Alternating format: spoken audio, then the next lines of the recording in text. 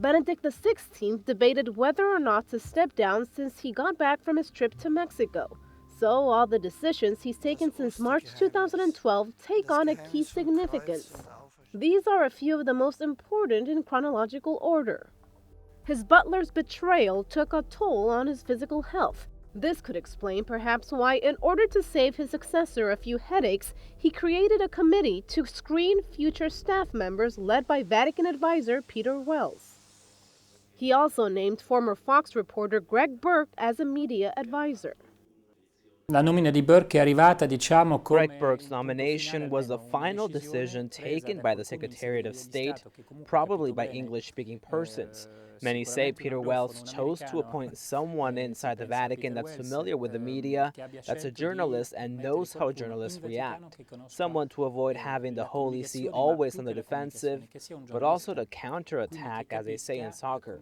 And up until the end, Benedict XVI tried to heal the most recent division within the Church with the Society of St. Pius X. In June, he reached out and made them an offer, which they ultimately turned down.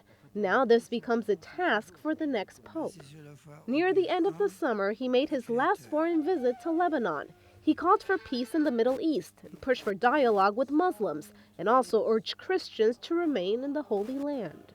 A me è sembrato molto coraggioso andare lì To me, it seemed very brave because for several months the situation in Syria had become a serious conflict, and the Pope chose to go there. He was very brave because later we learned there were threats made against him, which he knew about and the Vatican knew about. Before stepping down, the Pope, who was also a professor, finished his most important work, a theological description of Jesus of Nazareth. He wrote it between his free time and finished it in the summer. It was published in November in 9 languages and 50 countries. He will also be remembered for his synod on the new evangelization, which is the main challenge for the Catholic Church. Nearly 300 bishops from across the globe exchanged ideas about how to spread the word of God to a world that doesn't seem very interested in listening. In November, he surprisingly created 6 new cardinals, none of them from Europe. It was a bit to diversify the group that will choose the next pope, and many believe he was likely thinking about the dynamics within the upcoming conclave. il piccolo mini consistoro che il Papa ha It fatto. seemed a small consistory that the Pope made before Christmas, and that was his decision alone. But today we can read into it differently. The Pope created this small consistory and nominated Monsignor Gainswein as prefect of the papal household. He wanted to leave things in order before leaving office. He knew about it and was very clear about what he was doing.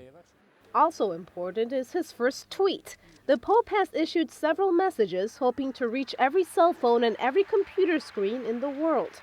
He'll leave behind his account with more than 2 million followers.